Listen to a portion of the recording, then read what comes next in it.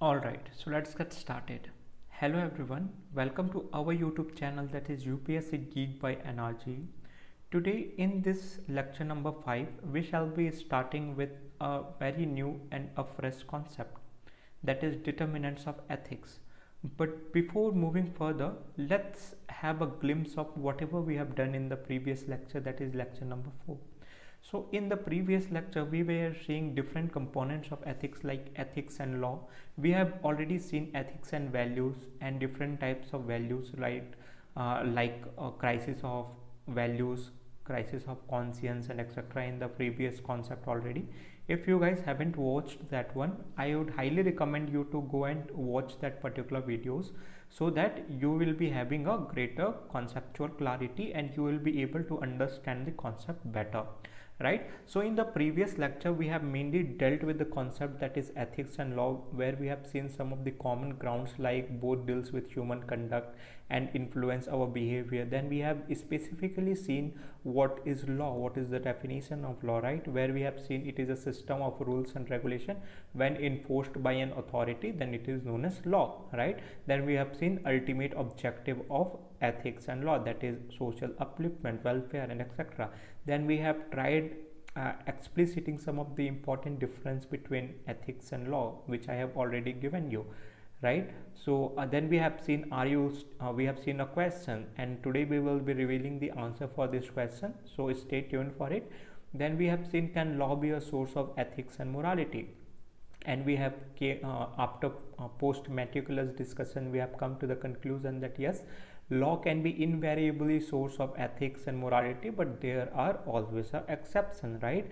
As in the case of Gandhiji, right? Then we have seen why laws cannot be source of ethics, where we have seen some of the specific reasons like laws can be outdated. We have seen examples and case studies as well, right?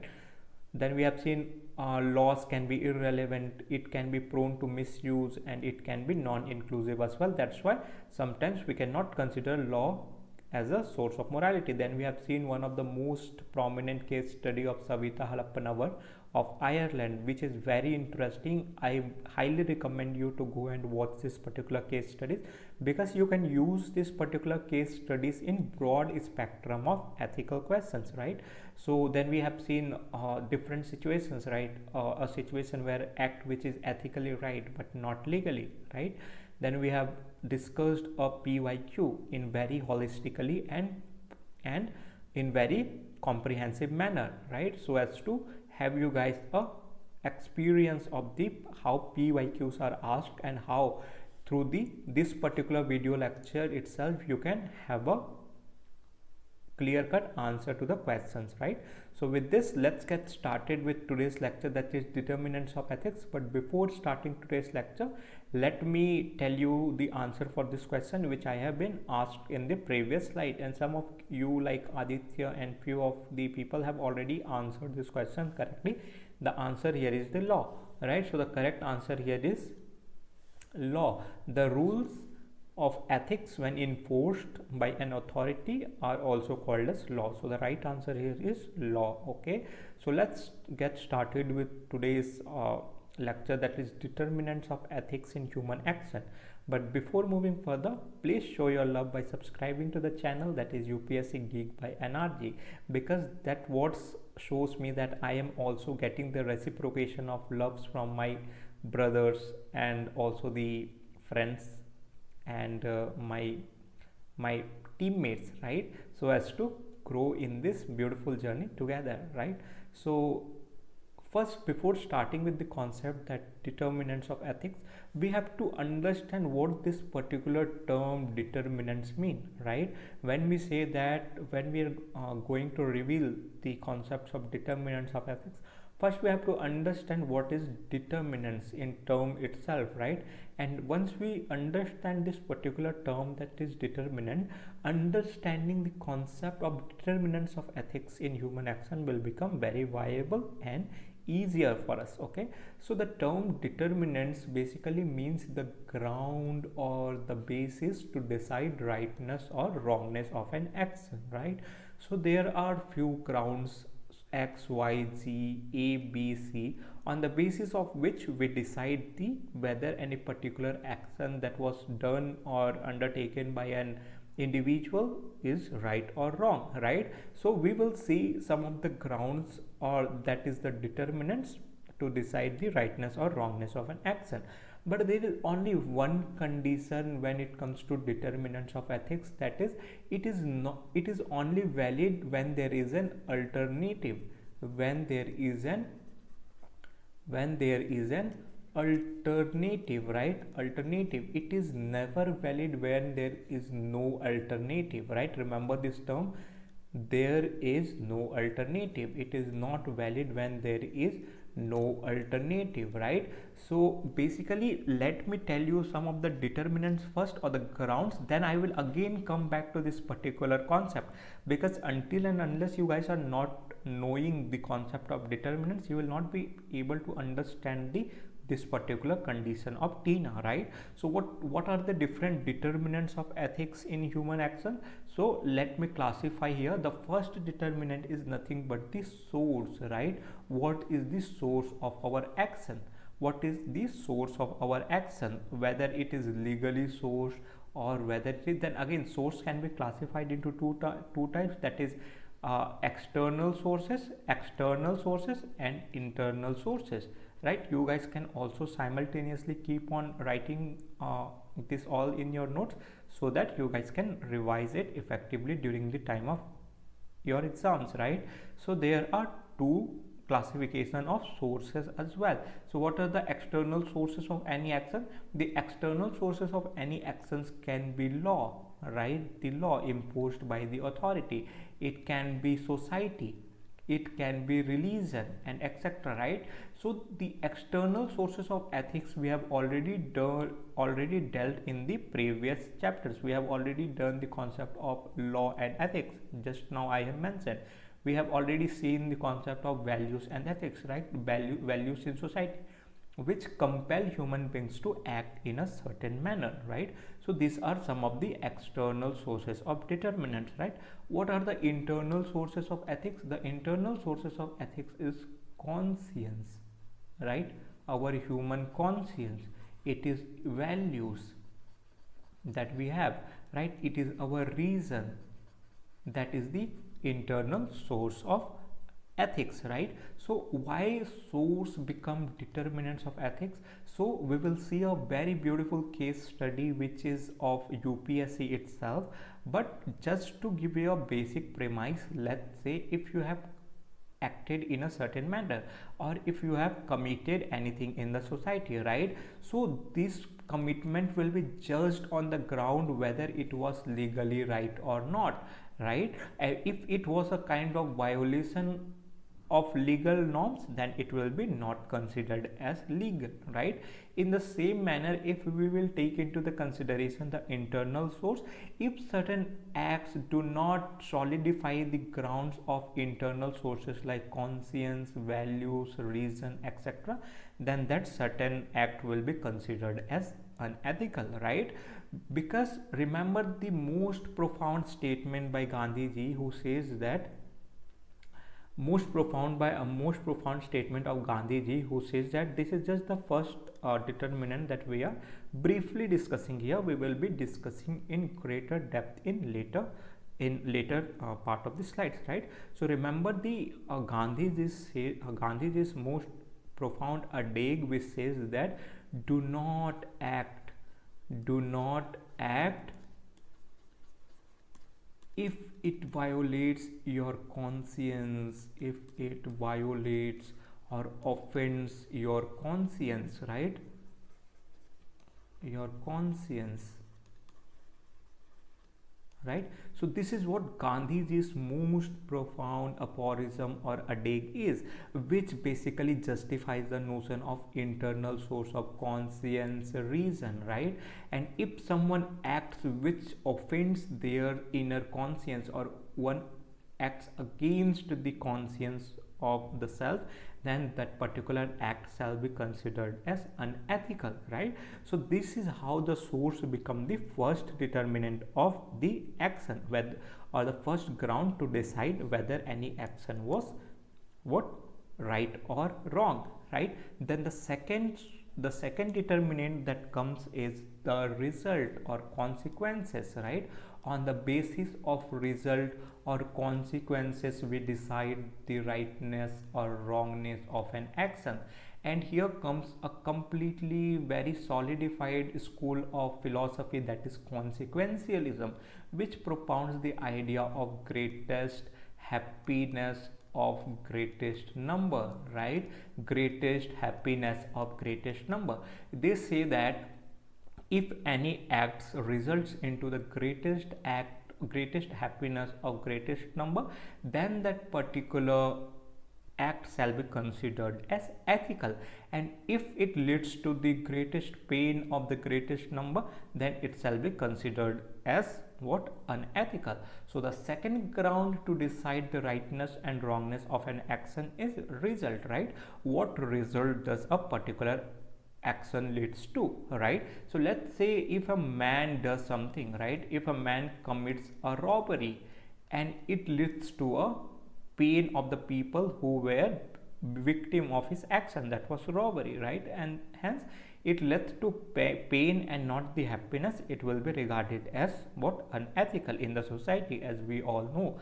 Or let's say if someone engages in a kind of humanitarian act, right, or philanthropic act, it always leads to the greatest happiness of the greatest number, and hence that action shall always be considered as ethical and societal welfaric in nature, right?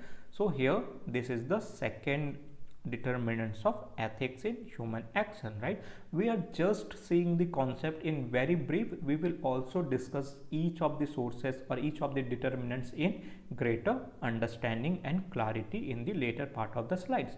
So the second determinants comes the result, right? The third determinants is nothing but the motive or intention, right? What was the intent of the individual while certain action was being committed, right?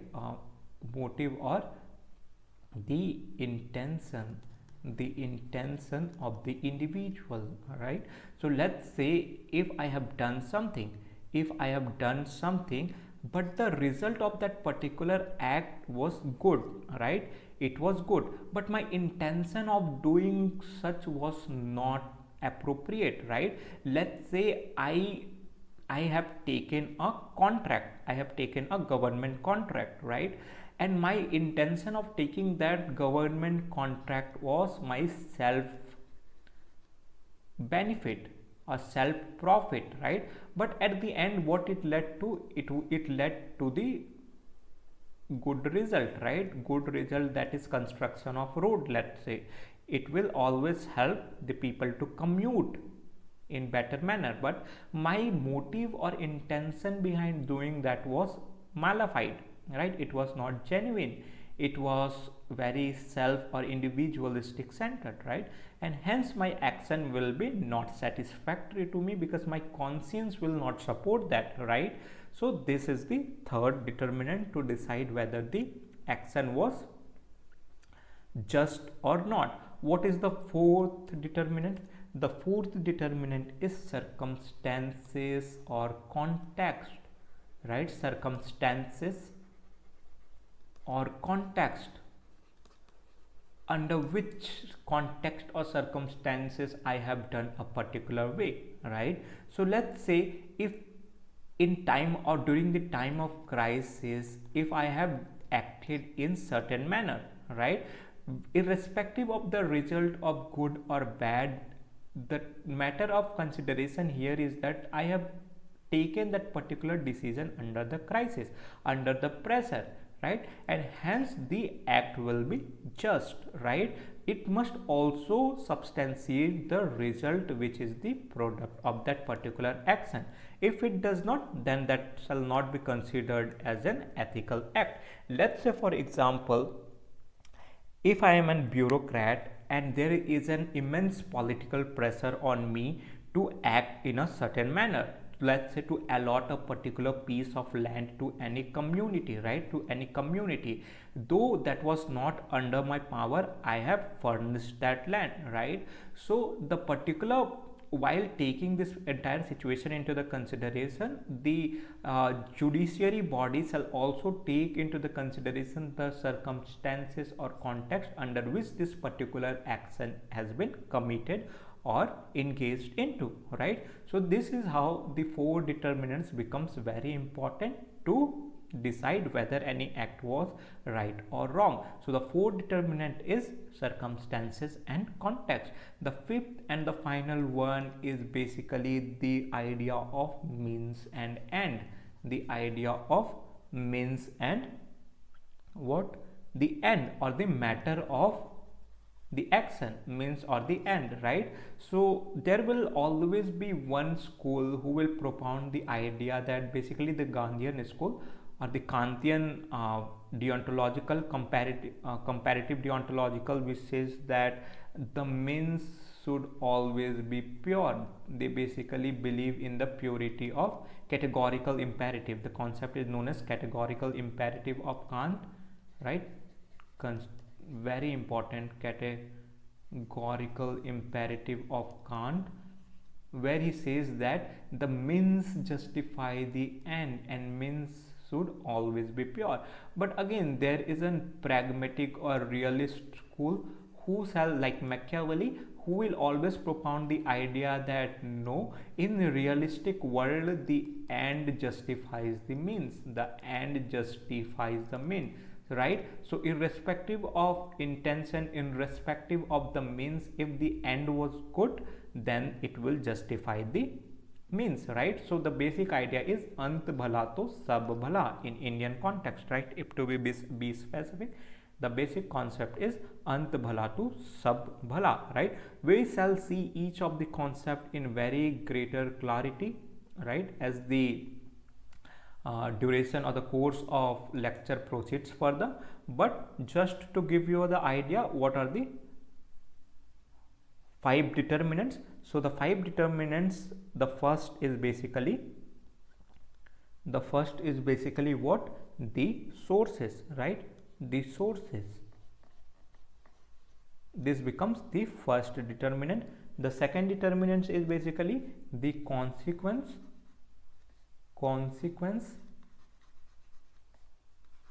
or result of any action, right? The third is basically the motive or intention. The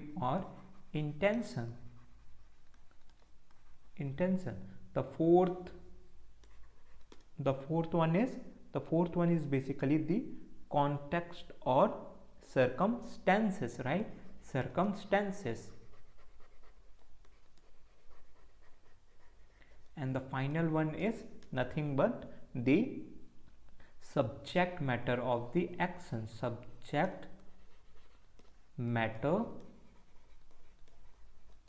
of an action, right? Which basically includes means and end, right? So these are the five important determinants of ethics in human action, or the five grounds upon which the rightness or wrongness of an action will be decided. Now let's come back to this particular part, that it is not valid in the situation of Tina, or there is no alternative. When there is no alternative, right? When there is no alternative, right? Why it is not, why determinants of ethics will not be viable in Tina factor? Because let's say there is a man in the desert, right? There is a man in the desert. He is thirsty and his life is in stake, right? He will not survive if he will not get a water to drink or to quench his thirst, right? And let's say he sees a house in the oasis of the desert, right? So he has no option but to encroach or trespass the home and have a glass of water, right? So as to, there is no other ground to save his life, right? And the condition is there is no one in house to whom he can ask for the glass of water, right? He sees no one in the house, he enters the house and he have a glass of water to quench his thirst and to save his life, right? When there is a situation which comes where there is no alternative, then this particular determinants of ethics will not be applying. Because why? Because the action in itself was just. Why? Because the ultimate purpose was at stake, the ultimate factor of life was at stake, right? And hence the action will be just, right? Because the person did not have any option, because his life was at stake, the action shall be considered as just, right? The action shall be considered as just. But when there is an alternative, right, when an individual had a choice,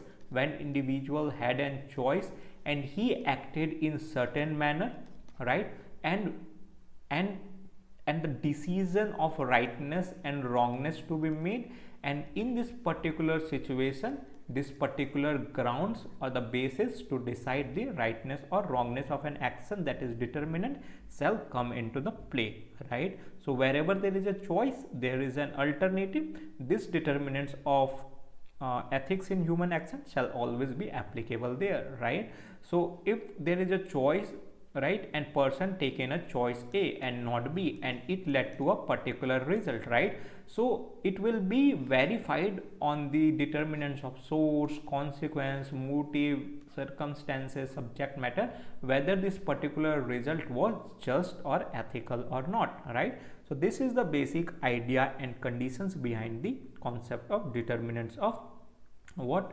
Ethics, right? So now let's see the one very important case studies which is mentioned in the 72nd report of UPSC, that is UPSC annual report, right? So this particular case basically is of a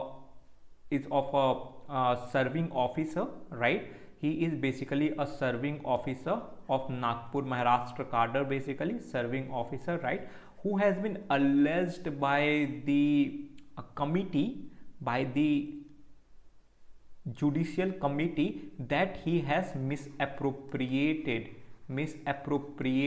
a piece of land to a community, right, to a community, and hence there was a several charges on this particular serving officer, right, on the basic charges or allegation of misappropriation of piece of land.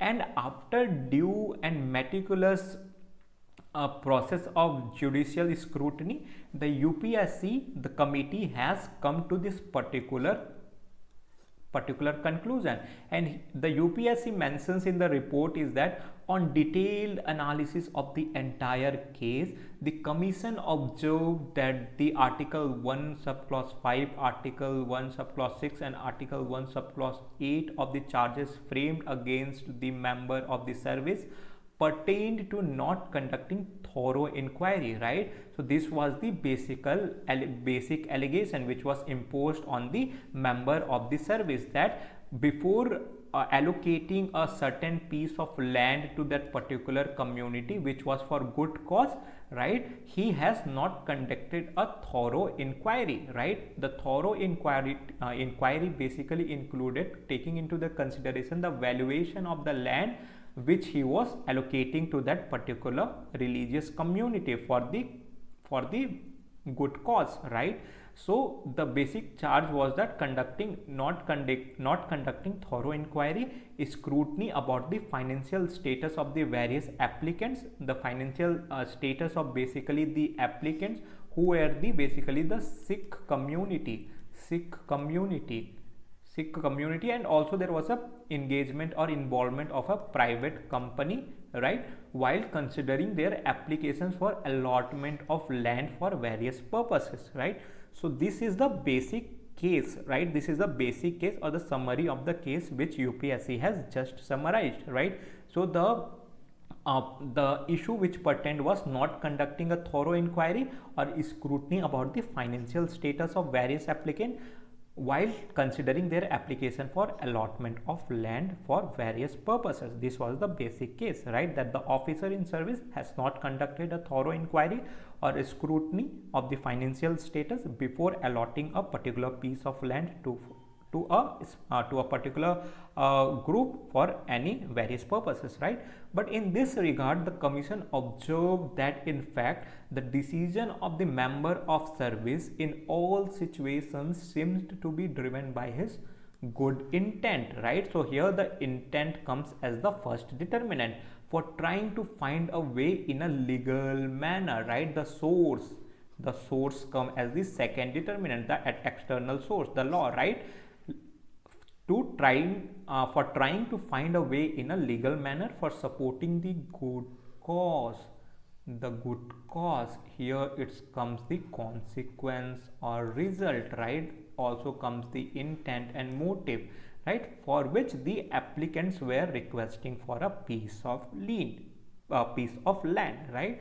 So it was a good cause. What was the good cause? It was the basically the establishment of an school, of an educational institution, right, for which the member of the service has allocated that particular educational institution, for which the member of service has allotted that particular piece of land, right? So though there was a charges of not conducting thorough inquiry and scrutiny, though the final intent was good of the member of the service and the final cause or utility of that particular act was also good, UPSC has basically supported in favor of member of state, right? Member of state. So this is how the particular grounds, as you can explicitly see in the highlighted part, how intent of the officer, right, that has been taken into consideration, how the sources, whether that particular act was under legal provision or not, that becomes the second determinant, and whether the cause was good or not, the consequence or the results, that becomes the one more ground to decide whether that particular act was just or not, right? So this is the example which is by UPSC annual report itself, which you can directly mention here. You will not find such content anywhere, guys, so just take a note of it, right, and again try revising it. So now let's see a particular specific sources, right, the first determinants. So the first determinant here is the